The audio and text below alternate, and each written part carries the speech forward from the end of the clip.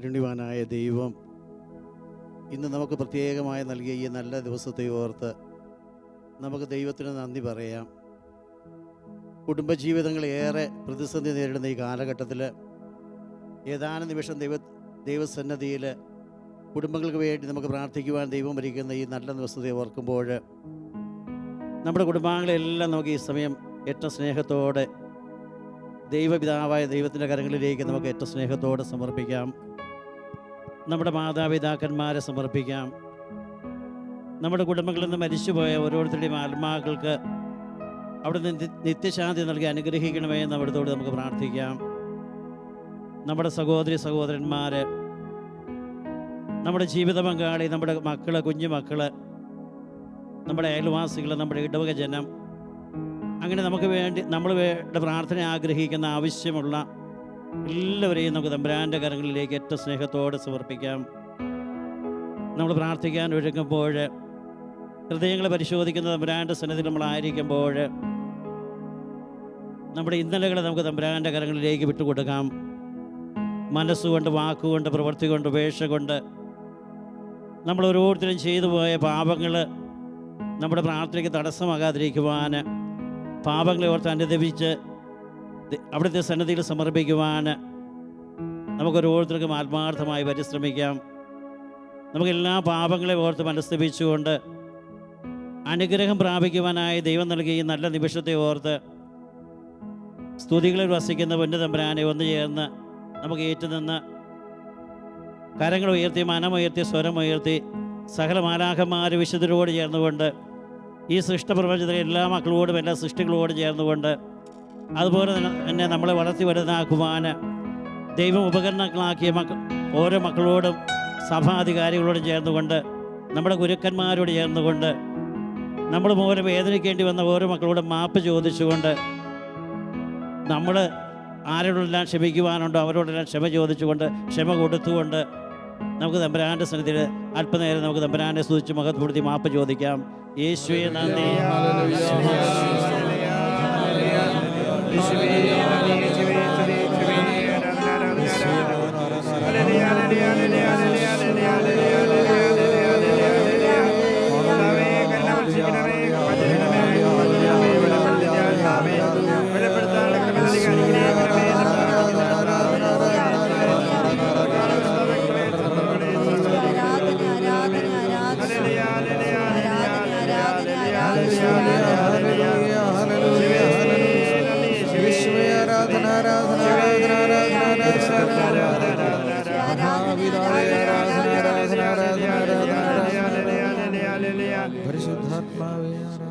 ഉൽപ്പത്തി 2:7 ദൈവം മനുഷ്യനെ സൃഷ്ടിക്കുന്നതായിട്ട് നാം കാണുന്നു. പൂഴി കൊണ്ട് മനുഷ്യനെ രൂപപ്പെടുത്തി ദൈവം സ്വന്തം ഛായയും സാദൃശ്യവും ദൈവിക ജീവൻ നൽകി മനുഷ്യനെ സൃഷ്ടിച്ച് ഈ സൃഷ്ടപ്രപഞ്ചത്തിൻ്റെ സകലത്തിൻ്റെയും മേൽ അധികാരിയായി അവനെ നിയമിക്കുന്നു. പക്ഷേ ദൈവം പിന്നീട് കാണുന്നത് മനുഷ്യൻ ഏകനായിരിക്കുന്നത് നന്നല്ല എന്ന് അവിടുന്ന് കാണുന്നു. ഉൽപ്പത്തി 2:18 പറയുന്നു, മനുഷ്യൻ ഏകനായിരിക്കുന്ന അന്നല്ല, അതുകൊണ്ട് അവന് ഞാൻ ചേർന്ന ഇണയെ നൽകുമെന്ന്. ആദിപിതാവായ ആദം ഏകനായിരിക്കുന്നത് നന്നല്ല എന്ന് മനസ്സിലാക്കിക്കൊണ്ട് കുടുംബത്തെ അനുഗ്രഹിക്കാൻ വേണ്ടി, കുടുംബത്തെ സ്ഥാപിക്കുവാൻ വേണ്ടി അവിടുന്ന് ഹവ്വായ്ക്ക് ജന്മം കൊടുത്ത് ഒരു കുടുംബത്തെ അവിടുന്ന് സ്ഥാപിക്കുന്നു. 2:24 നമ്മൾ വായിക്കുന്നു, അവൻ പിതാവിനെയും മാതാവിനെയും വിട്ട് ഭാര്യയോട് ചേരും, അവരിരുവരും ഒരു ശരീരമായി തീരും, ഏക മനസ്സായി തീരുമെന്ന്. അങ്ങനെ ഏക മനസ്സായി, ഏക ശരീരമായി സകലത്തിൻ്റെയും സൃഷ്ടിച്ച സൃഷ്ടപ്രപഞ്ചത്തിൻ്റെ അധിപനായ കർത്താവിൻ്റെ സൃഷ്ടികർമ്മത്തിൽ അവിടുത്തോട് കൂടി ചേരുവാൻ വേണ്ടി, അവിടുത്തെ പങ്കാളികളാക്കുവാൻ വേണ്ടി ദൈവം കുടുംബത്തെ സ്ഥാപിച്ചു. അങ്ങനെ നമ്മൾ ഓരോരുത്തരും കുടുംബത്തിൻ്റെ അവകാശികളായി തീർന്നു, ദൈവത്തിൻ്റെ സൃഷ്ടികർമ്മത്തിൽ പങ്കെടുക്കുവാൻ. എന്നാൽ ആദ്യ മാതാപിതാക്കന്മാർ സായംസന്ധികൾ ദൈവത്തോടൊപ്പം പർദീസായിൽ ഉലാത്തിയിരുന്ന ആദ്യ മാതാപിതാക്കന്മാർ അനുസരണക്കേട് കാണിച്ച് ദൈവത്തിൽ നിന്ന് ദൈവത്തിൽ നിന്ന് അകന്ന് പരദീസ നഷ്ടപ്പെട്ടപ്പോൾ ദൈവം രക്ഷകനെ വാഗ്ദാനം ചെയ്യുകയും അങ്ങനെ കാലത്തിൻ്റെ പൂർത്തീകരണത്തിൽ യേശു മനുഷ്യനായി ഈ ഭൂമിയിൽ അവതരിക്കുന്നു. വിശുദ്ധ മത്തായിയുടെ സുവിശേഷം 1-ാം അധ്യായം 22-ാം വാക്യത്തിൽ പറയുന്നു, കന്യക ഗർഭം ധരിച്ച് പുത്രനെ പ്രസവിക്കും, ദൈവം നമ്മോടുകൂടെ എന്ന അർത്ഥമുള്ള എമ്മാനുവേൽ അവൻ എന്ന് വിളിക്കപ്പെടുമെന്ന്. അതേ, ദൈവം നമ്മോടുകൂടെ വസിക്കുവാൻ വേണ്ടി തൻ്റെ ഏകജാതനെ ഭൂമിയിലേക്ക് അയച്ചു. ഓരോ ദിവ്യകാരുണ്യത്തിലും ഓരോ പരിശുദ്ധ കുർബാനയിലൂടെ ദൈവം നമ്മുടെ ഹൃദയങ്ങളിലേക്ക് കടന്നു വരുന്നു. സായം സന്ധ്യകളിൽ ആദിമാതാപിതാക്കന്മാർ ദൈവത്തിൻ്റെ കരം പിടിച്ച് ഉലാത്തിയിരുന്നുവെങ്കിൽ ഇന്നത്തെ പുതിയ ഇസ്രായേലായ നമ്മളെ സംബന്ധിച്ചിടത്തോളം നമുക്ക് ദൈവത്തെ കൂടെ വസിച്ചുകൊണ്ട്, നമ്മുടെ ഹൃദയത്തിൽ വസിച്ചുകൊണ്ട് ദൈവത്തിന് വസിക്കുവാനുള്ള അവസരം തന്ന ദൈവം നമ്മളെ ഓരോരുത്തരെയും അനുഗ്രഹിച്ചു. ആ നല്ല ദൈവത്തെ നമുക്ക് പാടി സ്തുതിക്കാം.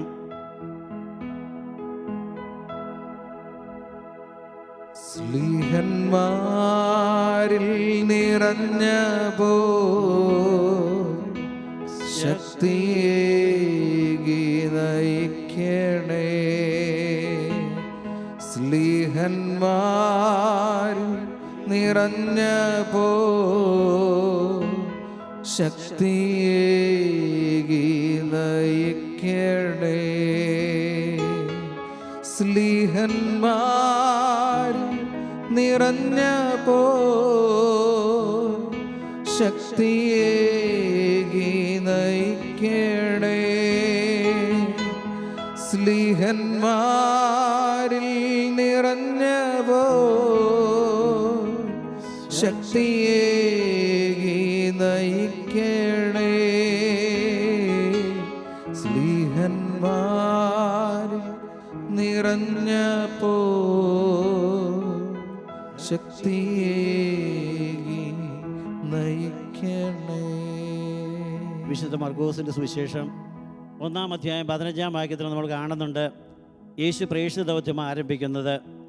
യേശു പ്രേക്ഷിത ദൗത്യം ആരംഭിക്കുമ്പോൾ അവിടുന്ന് അരുളി ചെയ്തു, സമയം പൂർത്തിയായി, ഇതാ ദൈവരാജ്യം സമീപിച്ചിരിക്കുന്നു, അനുദപിച്ച് സുവിശേഷത്തിൽ വിശ്വസിക്കുവിനെന്ന്. ദൈവരാജ്യ അനുഭവത്തിലേക്കാണ് ദൈവം നമ്മൾ ഓരോരുത്തരെയും വിളിച്ചിരിക്കുന്നത്. ആ ദൈവരാജ്യ അനുഭവം നമ്മളിൽ സംജാതമാകണമെങ്കിൽ നമ്മൾ അനുദപിച്ച് സുവിശേഷത്തിൽ വിശ്വസിക്കാൻ സാധിക്കണം. സുവിശേഷം ഒരു പഠനം കൊണ്ട് മാത്രം നമുക്ക് ദൈവരാജ്യ അനുഭവം ഹൃദ്യസ്ഥമാക്കുവാൻ സാധ്യമല്ല. അനുദപിച്ച് ദൈവസന്നിധിയിലും മനുഷ്യന് മുമ്പിലും എളിമപ്പെടുമ്പോൾ അവിടുന്ന് നൽകുന്ന ഏറ്റവും വലിയ സമ്മാനമാണ് വിശ്വാസം എന്ന ദൈവിക ദാനം. ആ വിശ്വാസം എന്ന ദൈവിക ദാനം നമുക്ക് ലഭിക്കുമ്പോൾ മാത്രമേ നമുക്കൊരു നല്ല ക്രൈസ്തവനായി നല്ല കുടുംബജീവിതം കഴിക്കുവാൻ നമുക്ക് സാധ്യമാകുകയുള്ളൂ. ഹെബ്രായർ 13:8 പറയുന്നുണ്ട്, ഇന്നലെയും ഇന്നും എന്നും യേശു ഒരുവൻ തന്നെ. ഇന്നലെയും ഇന്നും എന്നും ഒരുവൻ തന്നെയായ യേശുവിനെ നമ്മുടെ ഇന്നലകളിലേക്ക് നമുക്ക് കൂട്ടിക്കൊണ്ടുപോകാൻ സാധിക്കണം. 1 യോഹന്നാൻ 4:16 പറയുന്നു, ദൈവം സ്നേഹമാകുന്നു, സ്നേഹത്തിൽ വസിക്കുന്നവൻ ദൈവത്തിലും അവിടുന്ന് അവനിലും വസിക്കുന്നുവെന്ന്. ദൈവം സ്നേഹമാണെങ്കിൽ തീർച്ചയായും കുടുംബജീവിതത്തിൽ മാതാപിതാക്കന്മാർക്ക് മക്കൾ ജനിക്കേണ്ടത് ദൈവത്തിൻ്റെ സ്നേഹമെന്ന മക്കളാണ്. ആ സ്നേഹത്തിൻ്റെ മക്കളെന്ന് വിളിക്കപ്പെടണമെങ്കിൽ മാതാപിതാക്കന്മാർ വിശുദ്ധിയുള്ളവരായി മാറണം. മാതാപിതാക്കന്മാർ വിശുദ്ധിയുള്ളവരായി തീർന്നാൽ തീർച്ചയായും മക്കൾ അനുഗ്രഹീതരായി മാറും. അങ്ങനെ അനുഗ്രഹീതരായ മക്കൾ അല്ല എങ്കിൽ ഇന്ന് ഒത്തിരിയേറെ മക്കൾ പലവിധ തഴക്കദോഷങ്ങൾക്ക് അടിമകളായി, തെറ്റായ ബന്ധങ്ങൾക്ക് അടിമകളായി മാറിയിട്ടുണ്ട്. അങ്ങനെയെല്ലാം ചെയ്യുന്നുവെങ്കിൽ അതിന് യഥാർത്ഥമായ കാരണമെന്ന് പറയുന്നത് മാതാപിതാക്കന്മാർ വിശുദ്ധിയോടുകൂടി ദൈവത്തോട് ചേർന്ന് സൃഷ്ടികർമ്മത്തിൽ പങ്കെടുത്തില്ല എന്നുള്ളതാണ്. അതുകൊണ്ട് ഇന്നലെയും ഇന്നും എന്നും ഒരുവൻ തന്നെയായ യേശു ക്രിസ്തുവിന് നമ്മുടെ ഇന്നലകളിലേക്ക് കടന്നു വരുവാൻ യാതൊരുവിധ ബുദ്ധിമുട്ടുമില്ല. ആ ഇന്നലെയും എന്നും ഒരുവൻ തന്നെയായ യേശുവിനെ നമുക്ക് നമ്മുടെ ഹൃദയങ്ങളിലേക്ക്, നമ്മുടെ ഇന്നലകളിലേക്ക് ക്ഷണിച്ചുകൊണ്ട് ദൈവമേ വിടുതൽ നൽകണമേ എന്നുള്ള പ്രാർത്ഥനയോടെ നമുക്കൊരു ഗാനം ആരംഭിക്കാം. വിശുദ്ധീകരിച്ചിടണേ ദൈവമേ വിശുദ്ധീകരിച്ചിടണേ. ദേഹവും ആത്മാവും മാനസവും പൂർണ്ണമായി പവിത്രീകരിച്ചിടണേ. വിശുദ്ധീകരിച്ചിടണേ. ദൈവമേ വിശുദ്ധീകരിച്ചിടണേ.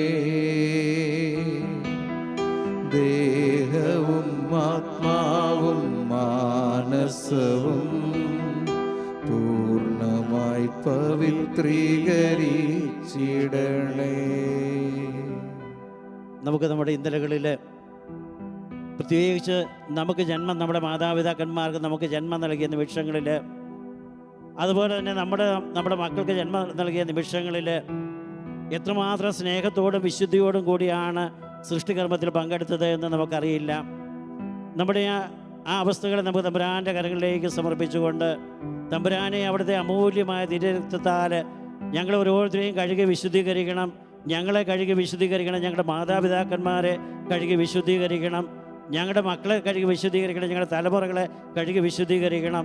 ആ വലിയ ആഗ്രഹത്തോടെ നമ്മൾ ദൈവസന്നിധിയിലേക്ക് സമർപ്പിച്ചുകൊണ്ട് എല്ലാവരെയും തിരുരക്തത്താൽ കഴുകി വിശുദ്ധീകരിച്ച് ക്ഷമിക്കുന്ന സ്നേഹം കൊണ്ട് നിറച്ച് ആത്മാവിനെ നിറവ് നൽകി പുതുസൃഷ്ടിയാക്കി രൂപാന്തരപ്പെടുത്തി അനുഗ്രഹിക്കണമേ എന്ന യാചനയോടെ നമുക്ക് ഒന്ന് ചേർന്ന് തമ്പുരാനെ ഏതാനും നിമിഷം നമുക്ക് സ്തുതിക്കാം.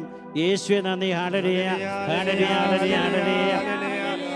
യേശുവേ നന്ദി, യേശുവേ സ്തുതി, യേശുവേ ആരാധന, ആരാധന, ആരാധന, ആരാധന, ആരാധന, ആരാധന, ആരാധന, ആരാധന. Hallelujah, hallelujah, hallelujah, hallelujah. Hala, Hala, Hala, Hala, Hala, Hala, Hala, Hala, Hala, Hala. യേശുവേ നന്ദി, യേശുവേ സ്തുതി, യേശുവേ ആരാധന, ആരാധന, ആരാധന. Hallelujah, hallelujah, hallelujah, hallelujah, hallelujah, hallelujah, hallelujah. Hala, Hala, Hala, Hala, Hala, Hala, Hala, Hala, Hala. യേശുവേ നന്ദി, യേശുവേ സ്തുതി, യേശുവേ.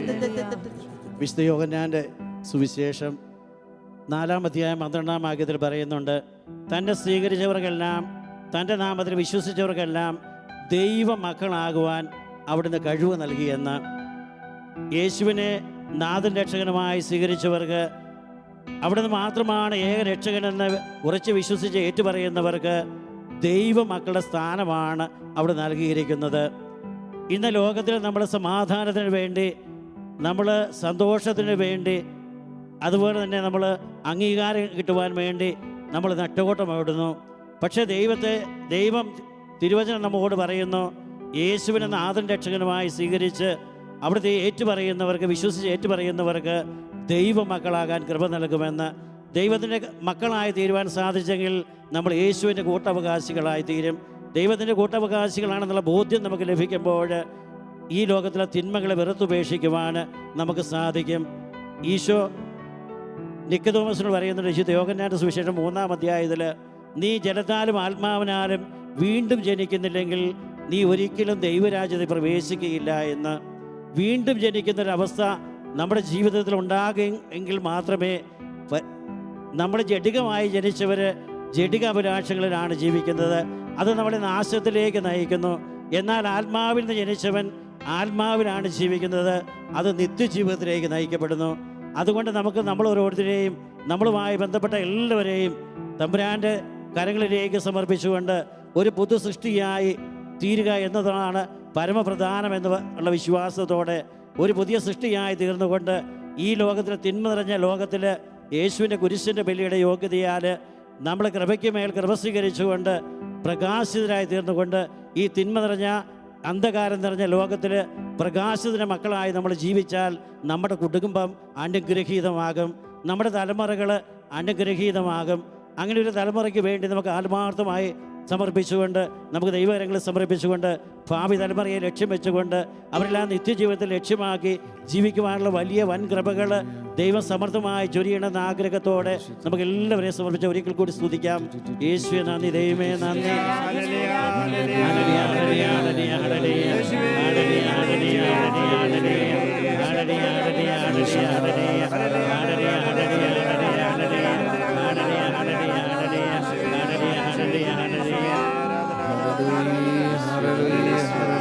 hallelujah. യേശുവേ യേശുവേ യേശുവേ യേശുവേ യേശുവേ ആരാധന ആരാധന ആരാധന. കുടുംബം അനുഗ്രഹിക്കപ്പെടണമെങ്കിൽ, കുടുംബത്തിൽ സമാധാനമുണ്ടാകണമെങ്കിൽ പരസ്പരം ഏക മനസ്സോടെ ദൈവം കൂട്ടി യോജിപ്പിച്ചതാണെന്നുള്ള ബോധ്യത്തോടുകൂടി ദൈവത്തിന് പ്രഥമ സ്ഥാനം കൊടുത്തുകൊണ്ട് അവിടുത്തെ രാജാവും രക്ഷകനും നാഥനുമായി നമ്മുടെ ജീവിതത്തിൽ നമ്മൾ അംഗീകരിച്ച് ഏറ്റുപറഞ്ഞ് അവിടുത്തെ നമ്മുടെ ഹൃദയത്തിലും നമ്മുടെ ഭവനത്തിലും നമ്മൾ വസിക്കുമ്പോൾ മാത്രമേ നമുക്ക് സാധ്യമാകൂ. അതുകൊണ്ട് നമ്മുടെ ഹൃദയങ്ങളിലേക്ക്, നമ്മുടെ കുടുംബങ്ങളിലേക്ക് അവിടുന്ന് കടന്നു വന്നുകൊണ്ട് നമ്മുടെ തലമുറകളെ അനുഗ്രഹിക്കണമെങ്കിൽ നമ്മൾ അനുദപിക്കുന്ന ഒരു മനസ്സിൻ്റെ ഉടമകളായി മാറണം. അനുദപിച്ച് എളിമപ്പെടുന്ന മനസ്സിൻ്റെ നവീകരണം വഴിയാണ് ദൈവത്തിൻ്റെ കൃപ നമ്മളിലേക്ക് ലഭിക്കുന്നത്. ആ ബോധ്യത്തോടുകൂടി ആ കൃപ ലഭിക്കുവാൻ നമുക്ക് ആത്മാർത്ഥമായി ആഗ്രഹിച്ചുകൊണ്ട് ക്ഷമിക്കുവാൻ പറ്റാത്ത നമ്മുടെ മനസ്സിനെ, അനുദപിച്ച് ഏറ്റുപറയാൻ പറ്റാത്ത നമ്മുടെ മനസ്സിനെ, ചെറുതാകുവാനും കരുണയും കരുതലും കാണിക്കുവാൻ പറ്റാതെ നമ്മുടെ മനസ്സിനെ തമ്പുരാൻ്റെ കരങ്ങളിലേക്ക് കൊടുത്തുകൊണ്ട് അവിടുത്തെ അമൂല്യമായ തിരുരക്തത്താൽ കഴുകി വിശുദ്ധീകരിക്കണമേ. ക്ഷമിക്കുന്ന സ്നേഹം കൊണ്ട് നിറച്ച് ആത്മാവിൻ്റെ നിറവ് നൽകി എന്നെ ഒരു പുതു സൃഷ്ടിയാക്കി രൂപാന്തരപ്പെടുത്തി ഈ തിന്മ നിറഞ്ഞ ലോകത്തിലൊരു പ്രകാശമാക്കി മാറ്റണമെന്ന യാചനയോടെ ഒരിക്കൽ കൂടി എല്ലാവരെയും ദൈവകരങ്ങളിലേക്ക് ഉയർത്തിക്കൊണ്ട് നമുക്കൊന്ന് ചേർന്ന് സ്തുതിക്കാം. യേശുവേ നന്ദി. ആടലേ ആടലേ ആടലേ ആടലേ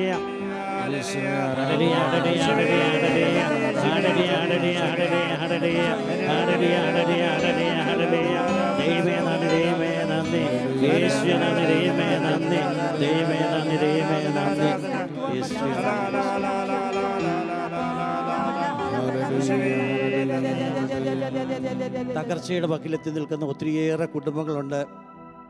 പാപബന്ധനങ്ങളിൽ കഴിയുന്ന കുടുംബങ്ങളുണ്ട്. യേശു മാത്രമാണ് ഏകരക്ഷകനെന്ന് രുചിച്ചറിഞ്ഞിട്ടും തിരിച്ചറിഞ്ഞിട്ടും അവിടുത്തെ വിളിക്കനുസൃതമായി ജീവിക്കാൻ സാധിക്കാതെ ഈ ലോകത്തിന് അനുരൂപരായി ജഡികാസക്തികൾ മുടിയെ കഴിയുന്ന ഒത്തിരി മക്കളുണ്ട്. ആ തെറ്റായ ബന്ധങ്ങളിൽ നിന്ന്, ആസക്തികളിൽ നിന്ന് വിടുതൽ നൽകുവാൻ, ദൈവത്തിൻ്റെ കരുണയുണ്ടാകുവാൻ, ദൈവത്തിൻ്റെ തിരുരക്തൻ്റെ അഭിഷേകം ലഭിക്കുവാൻ, പരിശുദ്ധാത്മാവിൻ്റെ നിറവ് നൽകുവാൻ, ദൈവിക ജ്ഞാനം കൊണ്ട് പൂരിതരാകുവാൻ ആത്മാർത്ഥമായി ആഗ്രഹിച്ച് എല്ലാവരെയും നമുക്ക് ദൈവകരങ്ങളിലേക്ക് സമർപ്പിക്കുന്നതോടൊപ്പം സ്നേഹബഹുമാനപ്പെട്ട വികാരീശൻ നമ്മളെ ഓരോരുത്തരെയും ആശീർവദിച്ച് അനുഗ്രഹിക്കുന്നതിന് വേണ്ടി നമുക്ക് മുട്ടുമേലായിരിക്കാം. മനുഷ്യൻ ഏകനായിരിക്കുന്നത് നന്നല്ല എന്ന് അരുളി ചെയ്തുകൊണ്ട് ഏദൻ തോട്ടത്തിൽ ആദ്യത്തെ കുടുംബത്തിന് രൂപം കൊടുത്ത കർത്താവെ, കൂട്ടായ്മയിലും ബന്ധത്തിലും ആയിരിക്കേണ്ടവനാണ് മനുഷ്യനെന്ന് ആദ്യത്തെ കുടുംബം സ്ഥാപിച്ചുകൊണ്ട് അങ്ങ് വെളിപ്പെടുത്തിയല്ലോ. കുടുംബം ബന്ധങ്ങളുടെ ഇടമാണ്, കൂട്ടായ്മയുടെയും സ്നേഹത്തിൻ്റെയും ഇടമാണ്. വിവിധ ബന്ധങ്ങൾ വളരുകയും പരിപോഷിപ്പിക്കപ്പെടുകയും ജീവിക്കുകയും ചെയ്യുന്ന ഇടമാണല്ലോ കുടുംബം.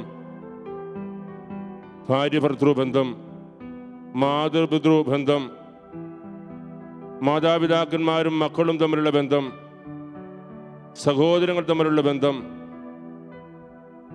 അയൽവാസികളും ബന്ധുമിത്രാദികളും തമ്മിലുള്ള ബന്ധം, ഇതെല്ലാം പരിപോഷിപ്പിക്കപ്പെടുന്ന, വളർത്തപ്പെടുന്ന, പങ്കുവയ്ക്കപ്പെടുന്ന ഇടമാണ് കുടുംബം. ദൈവം സന്തോഷിക്കുകയും ആനന്ദിക്കുകയും ദൈവത്തിൻ്റെയും മനുഷ്യരുടെയും മുമ്പിൽ മനോഹരമായിരിക്കുകയും ചെയ്യുന്ന കാര്യമാണ് മനുഷ്യൻ്റെ ബന്ധം.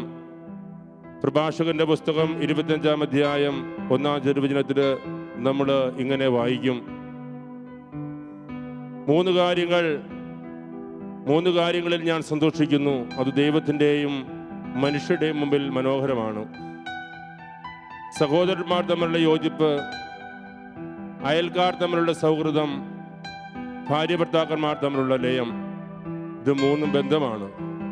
ബന്ധത്തിലൂടെയാണ് യോജിപ്പും സൗഹൃദവും ലയവും രൂപപ്പെടുക. നമ്മുടെ കുടുംബങ്ങളിൽ ആഴമായ ബന്ധം എല്ലാ തരങ്ങളിലും രൂപപ്പെടുവാനും പരിപോഷിപ്പിക്കപ്പെടുവാനും അത് പങ്കുവയ്ക്കപ്പെടുവാനും ഇടയാകണമേ എന്ന് നമുക്ക് പ്രാർത്ഥിക്കാം.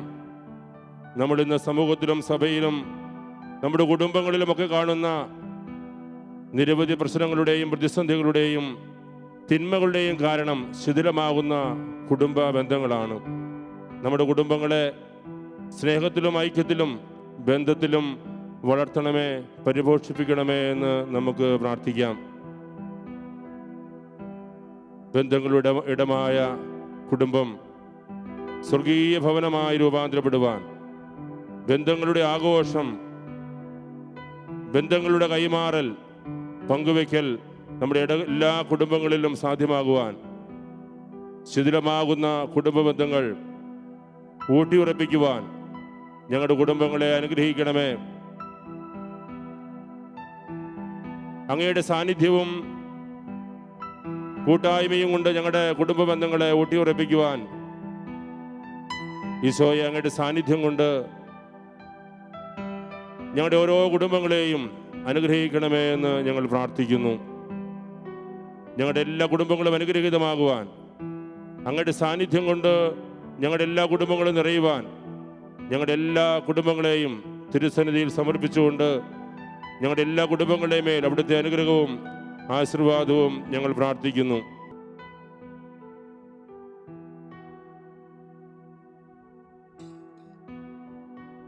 നമ്മുടെ കർത്താവ് ഈശോ മിശിഹായുടെ കൃപയും പിതാവായ ദൈവത്തിൻ്റെ സ്നേഹവും പരിശുദ്ധാത്മാവിൻ്റെ സഹവാസവും നാം എല്ലാവരോടും കൂടെ ഉണ്ടായിരിക്കട്ടെ, ഇപ്പോഴും എപ്പോഴും എന്നേക്കും.